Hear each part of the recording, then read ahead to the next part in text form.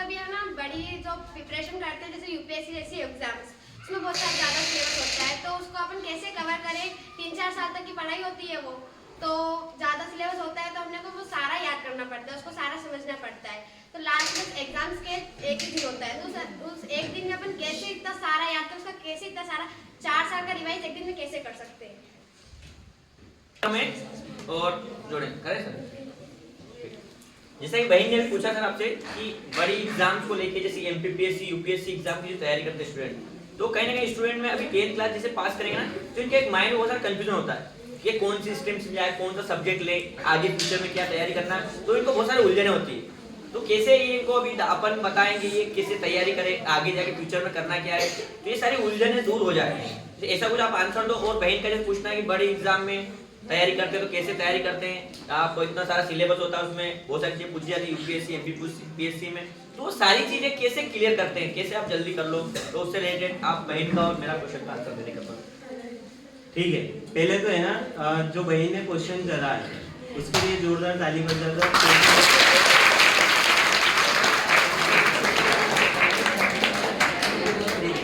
अब है ना जवाब सुन लो। काफी पहली बात तो है ना इतना अच्छा क्वेश्चन करा है तो थैंक यू, क्योंकि हमारे साथ भी यही समस्या बनी रहती है। अभी हम 10th में हैं और 10th की तैयारी कर रहे हैं, तो पेपर वाले दिन हम एक ही दिन में सारा रिवाइज कैसे करें।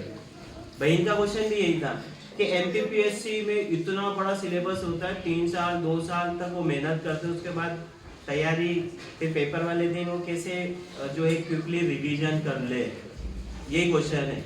और आप लोगों को अगर 10th 12th में टॉपर बनना है, 8th में टॉपर बनना है या अपनी क्लास में खुद में टॉपर रहना है, तो ये काफ़ी अच्छा क्वेश्चन है।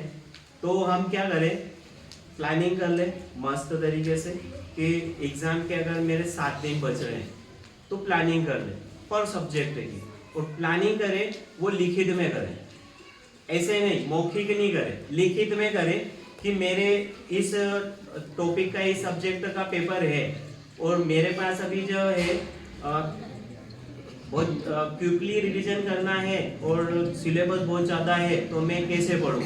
तो सिंपल सा है इसका कि हम एक सब्जेक्ट के अगर लिए 2 या 3 दिन आ रहे हैं, तो 3 दिन में उस पूरे सब्जेक्ट जो है उसमें कितना बड़ा सिलेबस है, उस सिलेबस की प्लानिंग कर ले, डे वाइज डे करते जाएं। उसके बाद उसी को दिन में मेरे पास पढ़ाई के अगर 14 घंटे हैं, तो जो आपने एक दिन की प्लानिंग करी थी अगर उसमें आप पूरा करने के लिए 14 घंटे निकाल रहे हो, तो उस 14 घंटे में उस पूरी प्लानिंग को डिवाइड कर लो, और डिवाइड करने के बाद उसे पढ़ते जाइए। क्विकली रिवीजन करना है बहुत स्पीड में, तो उसे आप पढ़ते जाइए और जो आपका हो गया है उस पर टिक मार करते जाइए।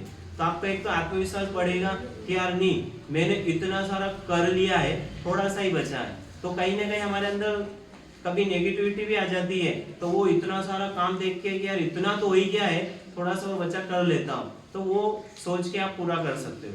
तो क्विकली रिवीजन करना है आपको, तो आप प्लानिंग बनाइए, 1 दिन या 2 दिन आपके पास है, सिलेबस कितना है उसे डिवाइड करके तुरंत क्विकली, फिर उसमें आलस नहीं करें। तो आपका सारा जो है पढ़ तो रखा है, समझने की जरूरत नहीं होती है, सिर्फ रिवाइज करने की जरूरत होती है। तो मुख्य मुख्य जो बिंदु है उन्हें हाईलाइट करके पढ़ ले स्पीड में, तो उससे आपका पूरा रिवाइज हो जाएगा और कोई भी टॉपिक या चैप्टर नहीं छूटेगा, ताकि आप अगले दिन या 2 दिन बाद पेपर है तो उसमें आप आपका 100% दे के आओ और एग्जाम हॉल में डरे नहीं किसी भी प्रकार से, ठीक है ना। तो और दूसरा क्वेश्चन था सर का कि हम 10th के बाद ये इतना बड़ी सोच कैसे बनाएंगे, हमें एमपीपीएससी में जाना चाहिए कि यूपीएससी करना चाहिए कि हमें डॉक्टर बनना चाहिए कि क्या है। तो ये तो हमारा गोल होता है जो हमें शायद 4th या 5th से ही तय कर लेना चाहिए कि यार मुझे आगे जाके क्या करना है। यदि हम अभी 10th 12th बाद तय करेंगे तो समय कहाँ बचेगा। तो हमें क्या, यदि हम 5th में हैं तो ये सोच लेना चाहिए कि मुझे आगे जाके अगर डॉक्टर बनना है तो फिर डॉक्टर से रिलेटेड क्या क्या चीज़ें आती है वो पूरी इंफॉर्मेशन रखें, और कौन कौन से सब्जेक्ट के थ्रू डॉक्टर बना जाता है, तो वो सारी चीज़ें हम पहले से उनके कॉन्सेप्ट क्लियर करते जाए, और उसके प्रति जो हमने सोच रखा है कि डॉक्टर ही बनना है, तो डॉक्टर किन किन कौन कौन से एग्जाम्स होती है, क्या क्या सिलेबस होता है उसका, या फिर कौन से सब्जेक्ट में इंटरेस्ट लेंगे, या जो भी है, तो वो जानकारी आपको पता चलती रहेगी। तो ताकि आपका जो है लक्ष्य है उसको प्राप्त करने के लिए बहुत सरल काम हो जाएगा, रास्ता आसान हो जाएगा। यदि हमें और कुछ बनना है, टीचर बनना है, तो टीचर के लिए फिर कौन सी एग्जाम्स होती है, किस सब्जेक्टों को लेकर मुझे टीचर बनना है, कौन सी डिग्री करना होती है, तो सारा नॉलेज हमें मिलता चला जाएगा यदि हम हमारा लक्ष्य जल्दी फिक्स कर लेंगे। यदि हम 10th में आके अगर लक्ष्य फिक्स कर रहे हैं तो फिर भी ठीक है, तब जाके तब सवेरा, तो आप अभी भी कर सकते हैं। तो उसके लिए आपका इंटरेस्ट क्या है, हम कौन से फील्ड में जाने के इच्छुक हैं, चाहे उस फील्ड में पढ़ाई आपकी हो या ना हो, फिर भी हम जा सकते हैं। इंटरेस्ट रहेगा ना तो ऑटोमेटिक आपको पढ़ने का मन होगा, और जो हमारी इच्छा है वो हम करेंगे तो काफी सारी चीजें आप कर सकते हैं।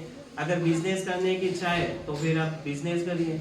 अगर आपको नहीं, मुझे इंजीनियर बनना है या फिर टीचर बनना है, डॉक्टर बनना है, या मेडिकल फील्ड में जाना है, जिस फील्ड में जाना है, जिस फील्ड में आपकी रुचि है, आईटी सेक्टर में जाना, आईटी सेक्टर की रुचि है, टेक्निकल फील्ड में जाना उसकी रुचि है, तो अपनी रुचि को पहचानिए, इंटरेस्ट को पहचानिए, आपके अंदर क्या क्या चीजें हैं, उस पे फिर आपका फोकस लाइए, तो आप वो सारी चीजें कर सकते हैं। ठीक है ना। तो सबसे पहले तो आप लोगों का इंटरेस्ट किस चीज में है, वो इंटरेस्ट लाइए, और आपको क्या क्या स्किल्स आपके अंदर है वो पहचानिए। उसके बाद फिर आपका जो टारगेट है उसको फिक्स करिए, लक्ष्य को तय करिए। वरना कई बार होता है, मुझे घर वाले का प्रेशर होता है कि डॉक्टर बनना है, और हमारी इच्छा टेक्निकल में जाने की होती है, या फिर किसी आईटी सेक्टर में जाने की होती है, तो फिर आप घर वालों से बैठ के विचार करिए कि नहीं, मैं इस फील्ड में जाऊँगा, मेरा इंटरेस्ट बहुत ज़्यादा है, तो मैं यही काम करूँगा, मुझे ये नहीं करना। तो फिर आप उसमें इंटरेस्ट रहेगा तो बहुत जल्दी आप लक्ष्य को प्राप्त कर लोगे। ठीक है, और कोई क्वेश्चन हो तो पूछ सकते हैं।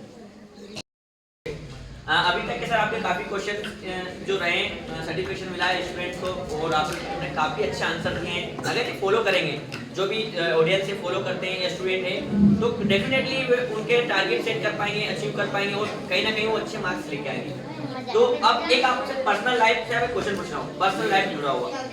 जब आप छोटी क्लास में होंगे, आप 8th क्लास में या 10th क्लास में रहेंगे, तो आपने कब अपना लक्ष्य बनाया था, और आपका लक्ष्य क्या रहा था, और क्या आप उस लक्ष्य पे जा रहे हो, या आपकी स्कूल लाइफ में टाइम आपका जो गोल था वो क्या था। तो बच्चों का क्वेश्चन मतलब माइंड में रहता है क्या लक्ष्य बनाया, कैसे, तो आपका भी कुछ लक्ष्य रहा हो, तो आपका क्या लक्ष्य था जब आप छोटी क्लास में थे। जब छोटी क्लास में थे ना, तब तो मैं आपको बता देता हूँ, सिंपल सा है, हमें भी नहीं पता था कि क्या होगा, यानी जिंदगी में बहुत कुछ होता है, बट हमें भी नहीं पता था कि आगे जाके क्या होगा। तो ऐसे नॉर्मली हम पढ़ते थे, जैसे आप पढ़ रहे हो, नॉर्मली पढ़ते थे, स्कूल जाना होता था, घर आए, बैग रखा, जो भी काम करने होते थे। बट हाँ, मन में एक चीज़ जरूर रहती कि अपन भी कुछ करें ऐसा, ताकि थोड़ा सा लोग पहचाने, और लोग जहाँ अपन खड़े रहे तो अपनी बात को सुन सकें, या छोटा सा। बट हाँ, घर वाले का था कि तू कुछ पढ़ा कर, मतलब या तो इंजीनियर बन जा, या फिर मेस दिलाया था घर वालों ने, काफ़ी परेशानी ले लेकर पढ़ाई के लिए बाहर भेजा, और मेस से दिलाया था कि यार, बट इंजीनियर का काफ़ी था, बट फिर जो भी है हालात काफ़ी ठीक नहीं होने के कारण हम नहीं कर पाए। फिर आगे जाके सोचा कि नहीं, फिर देखा कि यार अपन नहीं कर पा रहे हैं, नहीं बन पा रहे, तो कोई दिक्कत ही नहीं है, आगे बहुत सारे स्टूडेंट हैं, उनको बना के दिखाएंगे, कुछ ना कुछ तो करेंगे ही सही। तो फिर हमने जर्नी स्टार्ट करी, यानी मैं 12th की एग्ज़ाम देने के बाद सीधे मैंने स्कूल ज्वाइन कर लिया था पढ़ाने के लिए।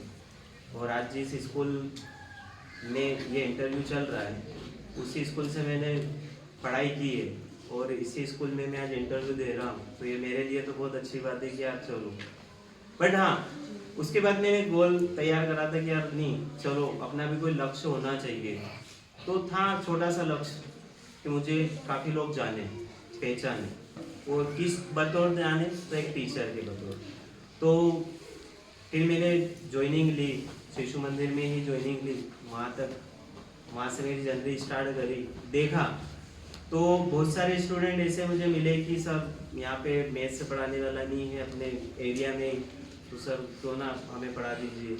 तो पढ़ाते फिर कोचिंग वगैरह स्टार्ट करी, तो कोचिंग चली, काफ़ी अच्छी चली। और उसमें से काफ़ी स्टूडेंट जो निकले हैं तो उन्होंने गवर्नमेंट जॉब, प्राइवेट सेक्टर में काफ़ी नाम करा। और अभी भी ऐसे बहुत सारे स्टूडेंट जो हैं जिनको मैंने पढ़ाया है वे आईटी सेक्टर में भी काफ़ी तैयारियां, डिग्रियां कर रहे हैं और आगे जाके काफ़ी अच्छा पिपलोन का भविष्य या पिपलोन के आसपास एरिया का काफ़ी अच्छा भविष्य बन सकता है। और जब हम पढ़ते थे उस समय में अगर बताऊं मैं तो सिंपल सा है, आप उंगलियों पे गिन लो इतने ही शायद मास्टर डिग्री या डिग्री में होंगे। और आसपास गांव तो मुझे अच्छी तरीके से पता है कि बहुत सारे जो गांव थे उनमें 10वीं पास मिलना बहुत, मतलब ढूंढना पड़ता था कि कोई 10वीं पास मिलेगा। बट और दूसरी बात ऐसी सारी भ्रांतियां थी कि यार 10वीं तो 10 साल में पास होती है, 5 साल में पास होती है, पर हमने एक ही बार में पास होके दिखाई। और उसके बाद जब कोचिंग पढ़ाना स्टार्ट करा 10th वाले को, क्योंकि उस समय शिशु मंदिर वगैरह कोई भी प्राइवेट स्कूल नहीं था जिसमें 10th तक हो, तो उनको पढ़ाना स्टार्ट करा तो भी बहुत सारे गांव से बहुत सारे स्टूडेंट मिले, बहुत सारे लोगों ने पढ़ाई करी। पढ़ाई करने के बाद फिर अपने लक्ष्य प्राप्त करे, उनको मोटिवेट करा, उन्हें भी सारी जानकारी दी, तो वे कहीं ना कहीं अपने लक्ष्य तक पहुंचते चले गए। और आगे भी फ्यूचर में भी यही काम करते हुए बहुत सारे स्टूडेंट को बहुत बड़ी बड़ी पोस्ट पे पहुंचाना अभी बाकी है। और आने वाले 5 या 4 साल के अंदर हमारे विद्यालय से ही बहुत बड़ी बड़ी पोस्ट पे स्टूडेंट आपको मिलेंगे और मिले उनमें से टॉप भी हो, ऐसी मेरी खुद की शुभकामनाएं और आशा भी है। और मैं कोशिश भी है कि जो बच्चे सक्षम हैं पढ़ाई में घर से और दूसरी अपनी जो है इकोनॉमिक तरीके से भी अगर वे अच्छे हैं तो मैं तो यही चाहूँगा कि वे छोटी मोटी नौकरी के लिए नहीं, कहीं ना कहीं यूपीएससी, आईएएस, एमपीपीएससी की तैयारी करें और अपने क्षेत्र का नाम और अपने विद्यालय का और अपने परिवार का, माता पिता का नाम गौरवान्वित करें, ताकि हमें भी अच्छा लगे और आपके माता पिता को भी काफ़ी अच्छा लगे। तो कहीं ना कहीं हाँ, भविष्य में एक लक्ष्य तो और बचा है मेरा, वो है कि इस क्षेत्र से कोई ना कोई तहसीलदार या फिर कलेक्टर बने, वहाँ तक अभी हम दम ले, मतलब कि चुप बैठने वाले नहीं हैं। वहाँ तक हम टारगेट है, भविष्य में है कि कोई ना कोई तो इस एरिया से, अपने पिपलोन कला एरिया से कोई ना कोई तो स्टूडेंट ऐसा निकले जो या तो कलेक्टर बन के वापस आए या फिर कहीं ना कहीं तहसीलदार बन के वापस आए। ये हमारा लक्ष्य है और ये लक्ष्य के प्रति हम पूरी ईमानदारी के साथ वर्क कर रहे हैं। और अभी हमारी ही विद्यालय की पिछले साल की जो बैच है उनमें से एक भैया है जिसका लक्ष्य काफ़ी है। और अभी मुझे थोड़े दिन पहले एक अच्छी एक जो स्टूडेंट है उसी ने बताया कि सर मैं भी एमपीपीएससी के लिए जो है बाहर रह के पढ़ रहा हूँ। और एक बहन ने बताया कि मैं भी पढ़ रही हूँ, तो मुझे काफ़ी अच्छा लगा कि कहीं ना कहीं जो मैं इन फ्यूचर सोच रहा था कि यार चलो कम से कम मेरे पढ़ाए हुए स्टूडेंट कहीं ना कहीं इतनी बड़ी पोस्ट की तैयारी करें, तो वो कर रहे हैं, तो वो मेरे लिए अच्छी बात है। और गौरव की बात है कि जिनको मैंने पढ़ाया वे एमपीपीएससी जैसी पोस्ट के लिए तैयारी के लिए बाहर जाके पढ़ रहे हैं, इतने मोटिवेट हुए हैं, कम से कम इतना तो वो कर रहे हैं। और मेरी शुभकामनाएं हैं उन लोगों के लिए कि वो फर्स्ट अटेम्प्ट या सेकेंड अटेम्प्ट में ही क्लियर करके और जल्दी ये जो मेरा फ्यूचर का है, जो मैं सपने देख रहा हूँ, ये वो जल्दी से जल्दी पूरा करें।